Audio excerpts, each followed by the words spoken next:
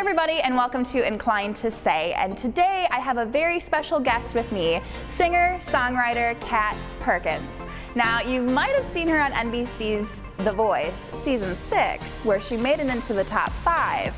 But that was way back in 2014, and she's been up to quite a bit since. So, sit back, relax, keep watching. Let's check in with Kat and see what she's been up to. All right, well, welcome. How are you doing? Thank you so much for having me. I'm doing great. It's awesome. A great summer day in Minneapolis. I know, it's super hot, a little sweaty, a little humid, but we're very Midwestern that we like to talk about the weather, right? Oh, well, I mean, I'd rather have this than snow, so touche, touche. Hard-hitting question right off the gate. Tell us a little bit about your background and kind of how you got started in the music scene. Oh my gosh. So I started singing when I was like 3 years old. I don't remember that, but I remember when I was in kindergarten and 5 years old, I was very lucky to have a very musical family, a music teacher for a father. And I would beg him to sing at the talent show and sing on a stage and can I have my own microphone and all of these things. He reminds me often of these stories.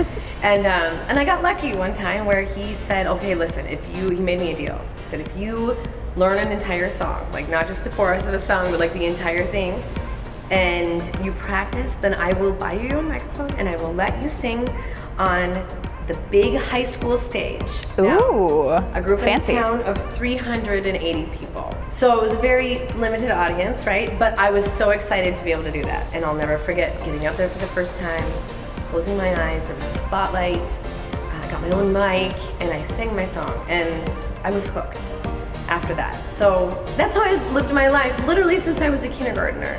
I was in choir, I was in band. By the time I was 15 years old, choir and band wasn't enough for me anymore, so I started my own band. And like after school, now in the small town, it was like my cousins and my sister and very family affair sort of band. But it still counts. Keep it in the family, right? Yeah. And we started playing like all these street dances, and we would do some battle of the bands, and I was hooked from that point on for sure.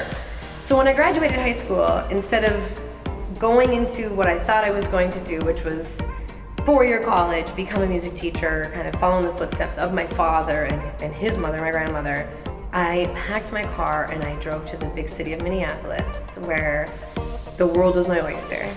And I started doing theater, I started performing for a living, auditioning, working odd jobs, completing my degree, which was very important to me. Sure. And eventually started my own band in Minneapolis, where the sky was the limit, and we wrote our own tunes, and we recorded them, and we went on tour, and we got the chance to open up for Bon Jovi. How come you're stealing all my questions? I'm sorry. She didn't see these questions ahead of time. Let's talk about Bon Jovi. Yes. Hello, that's awesome. we were 11 months old as a band. Oh, that's 11 incredible. months old, and we got this like flyer somehow this is before Facebook, remember, right as Facebook was starting, so like it was very grassroots approach to everything. Sure.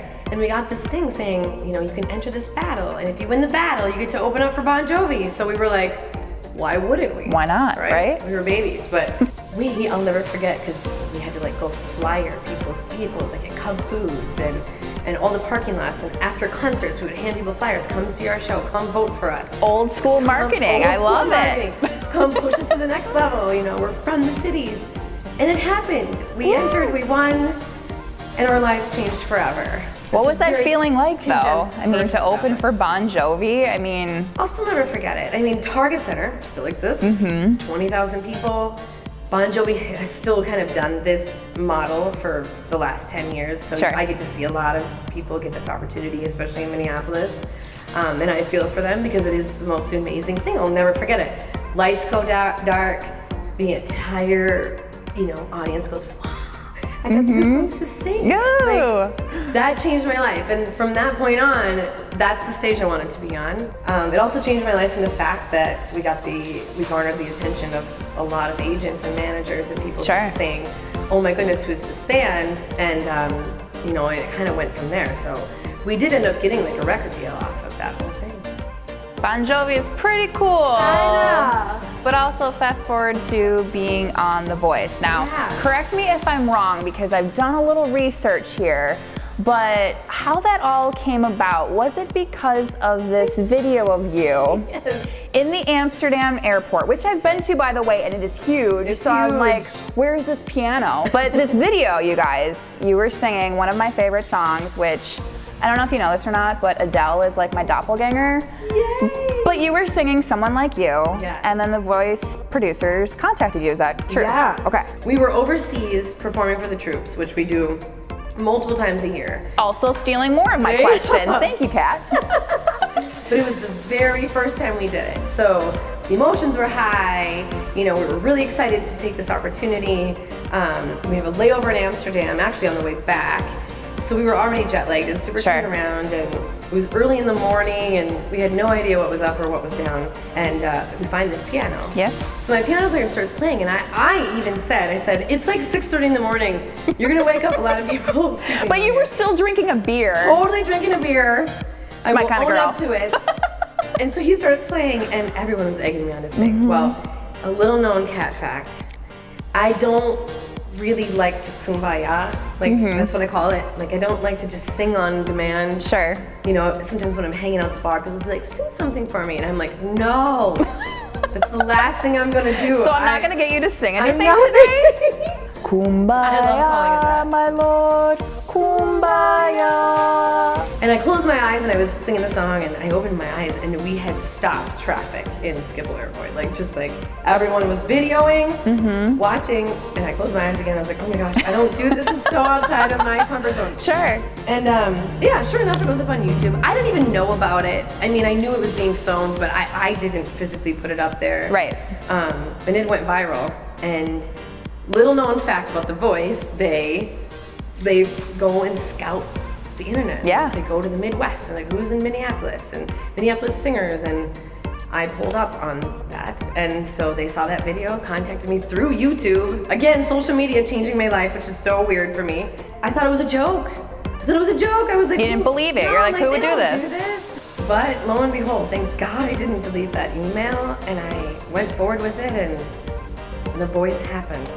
First of all, there's a whole legal clearance that has to happen. And working in television, you know that. Like, you can't just play a song on television without clearing it with someone. So there is a list of songs that's longer than that, but that legally can be sung on the show, first and foremost.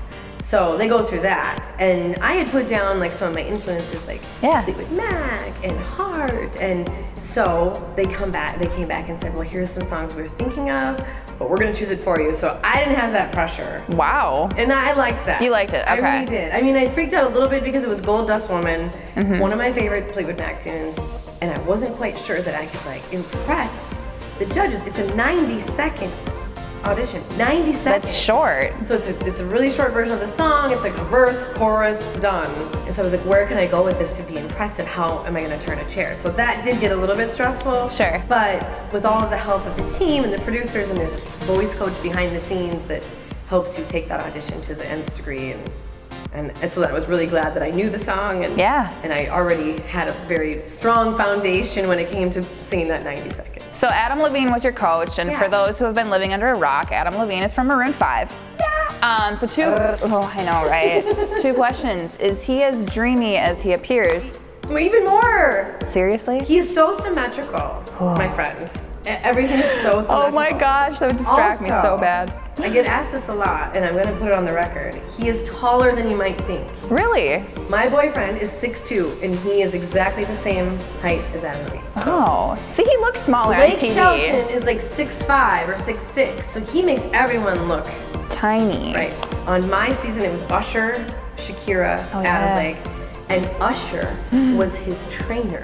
What? To prep him for tour, to get him all buffed up. Did they let you in on these workouts, or just like to spectate? I'm not sure I wanted to be let in on it, but yes, maybe the spectate would have been fun. Here, I'll hold your water bottle. Now, on a more serious note, was he a good coach? He was a great coach. Not a lot of people walk away with the experience I think that I have now, because I talked to a lot of other contestants that were on it. I'm very interested in their lives versus my life, and are we doing the right thing, and can we lean on each other, all of those things. Yeah. When I talk about my experience, it is a lot different than a lot of other people's, but mostly Team Adam, who I've talked with, has the same story. Like, yes, he was a great coach. He actually cared. He also loiters. What? So he just kind of loiters around. What do you mean? He was always on set. He always was just kind of I wouldn't mind that. I mean... So, I'd be like, well, there's Adam. I'm gonna go ask him some very personal questions right now and ask him like, the things that you don't see on TV, like, how am I going to overcome this nervous feeling in my stomach, you know? And he would give me the pointers, just on side stage or backstage or outside just hanging out. So I utilized it, right? It's like the power of asking, right? Maybe people didn't do that, I don't know either, but he was a great coach. He was definitely worth it, and also he keeps in touch. He does not have to do that with me. That's awesome. He does. We talk. He helps me promote. He's the one that helped my single move up, my first single ever come out and be on the charts right away. So when is he coming back to Minneapolis so we can all grab coffee or something? September 2018. Okay, we'll have to be in touch about that. We'll have to hit him up. He likes sushi, so we can. Oh my gosh, sushi was gonna be my backup. Not everybody likes sushi, so it's like coffee is like, okay, that's like playing a little safe. A few years ago, so I'm assuming Oh my gosh. Okay, I'm excited for this sushi date. All right, so tell me, what was the best part about working on the show or being on the show, and what was the worst part about being on the show? Best part was all of the people that you were surrounded by. So like, I don't know if you ever went to summer camp before. I didn't. Okay. No. I went one time in my life, and I remember it changing my life. And I think the biggest thing about going to summer camp for me when I was 17 was like being surrounded by 40 other kids that wanted the same thing, that were great at the same thing, that wanted to do what I wanted to do. Like, I came from a small town, so there was just like, to be a singer was like, oh, there might be a dude that does it in his hobby, but it wasn't anybody's profession. And all these kids at camp wanted to do it as a career, right? So that changed my life. I found a very similar experience at The Voice, where my favorite part was being surrounded by all of these singers and all of these kids, adults that wanted to do, seriously wanted to do it for their career and to change lives and to inspire people and to, you know, entertain, which is what I felt like I was born to do. So definitely favorite part. Hardest part, worst part was the stress level. Here's the deal. Music and competition don't normally go together. Right. That's why it makes great television. You don't normally find yourself competing against anyone to sing your song. You just usually get to go out there and do it for entertainment purposes, do it for an audience that is ready for it, right? When you put that competition factor into it, it is so stressful, and it just doesn't go together. Okay, so tell me, what's kind of the biggest misconception about the show? I mean, viewers at home aren't seeing like the ins and outs, your day-to-day, like, what's the biggest misconception? Yeah, well, I think the misconception happens afterwards, where they think that you just automatically get a record deal, or you automatically just get to go back into the business and do great things and keep going and have the machine behind you. You can choose to do that. And I think the greatest thing about it is that you have a great resume builder, right? So like, think about going and knocking on doors as a singer-songwriter before The Voice. Some of them opened, some of them didn't, right? And you kept grinding and hustling to see how you could level up in your career. Once you have The Voice on it and you go and knock on those doors, there's a lot of doors that open just for the fact that you were on that show. Right. You have a fan base, you have followers, you have a purpose, you have a platform, you have something to put in front of people, mainly a product, right? People just think that happens automatically, but in my case, the hustle, I had never hustled harder in my life. You know, it was not a given, and you had to put the work into it, but it also became a little easier to make that hustle pay off, to level up in that path. So I still have contestants, by the way, and I talk to them and like, Shakira did nothing for me, and this is why I'm not succeeding, and this is what, you know, I'm like, your success doesn't rely on Shakira. Nope. Actually, not at all. You go overseas how many times a year? Twice a year? About twice a year. Okay. We just finished my 9th tour overseas. Oh my gosh. So you're performing for the troops. What's kind of your emotions with that? It's very emotional. It's, you know, it's one of the most gratifying, fulfilling things that we do within my company and my brand. But I set out to do something good with before The Voice and after The Voice. And once I had a bigger platform after The Voice, I wanted to continue that military aspect, because what we find over there is that these men and women, and you can imagine this, that all they want is a piece of home. Right. All they want is just a reminder that everything's normal back home and music is happening and they can enjoy a concert for 2 hours and they get to step away from their job, just like we do over here. It's just more intense over in the Middle East. So that's where I come in, and it is so weird to be able to sit here and say that like I get to do what I do and take it over there. But at the same time, I feel like it's the least I can do. I mean, right? It's the least I can do is like go and share my gift over there and let these soldiers, men and women, just be entertained and have fun for a second. And like I said, bring the peace of home. We get so many thank yous from parents and brothers and sisters and spouses of soldiers saying thank you just for going over there and saying hi and reminding them that home is still there. Now, on top of that, you also have a foundation that you're doing good stuff with too. Yes. Tell me a little bit more about that. That same sort of humanitarian aspect, you know, I mean, that's kind of where I like to lie in that humanitarian thing. I started a foundation to help kids be able to follow their dreams in music, because I put together this foundation to help exactly where I needed help between the ages of 12 to 18. And that is with scholarships to summer camps, scholarships to my own summer camp that I run. I have a music camp in North Dakota that I run, and kids always are writing to me saying, I want to go, but I can't afford it. So we help them do that. And just kids that want to pursue music in general in college, like right after high school. A lot of scholarships don't exist for that. So I wanted to put something together to help all of that, to help people foster their dreams in the music industry, and also just to help them, to educate them. You know, I feel like I have such knowledge from being in this business and doing what I do. Why wouldn't I share that? And on top of that, you're also going to schools and doing a little public speaking there, Yes. teaching kids like, hey, follow your dreams, be fearless. Yeah. Her single in 2014 was called Fearless, by the way. Yes, it was. It's a really good jam. That became the whole message, and it was sort of a happy accident. I got so many tweets and Instagram messages saying, come to my school, my whole class voted for you, right? And so we knew a bunch of teachers, coming from a teacher family, that we just started to surprise little classrooms. And I just basically started off as letting them ask me questions, and I would talk about my experience on The Voice and in the industry. And suddenly we found ourselves in a position to be really impactful and inspiring, to really teach these kids to follow their dreams. Be fearless. Do what it is that you want to do. Be who you are. Let you be you. Like, you might be an outcast because you are an amazing singer, and that's okay, because you can capitalize on that and do good with that and be an awesome human being in society. So. Can you come to my work? do you come We have expanded into corporate. We have expanded into corporate. It was a big hurdle for me this year, and I was terrified to go into corporate land because I don't know corporate land. But I don't. Not many of us do. There you go. You could come and boost morale. It's working. I have been doing it. It's actually amazing. We are going to have a fire round of fun and silly questions. Okay. Fire through them. Are you ready? Here we go. Yes. Take a few deep breaths. Favorite singer of all time? Christina Aguilera. Ooh. Favorite song of all time? Everyone Wants to Rule the World by Tears for Fears. Oh, I love that. Most awkward thing that you've experienced on stage? Can I say this on camera? Sure.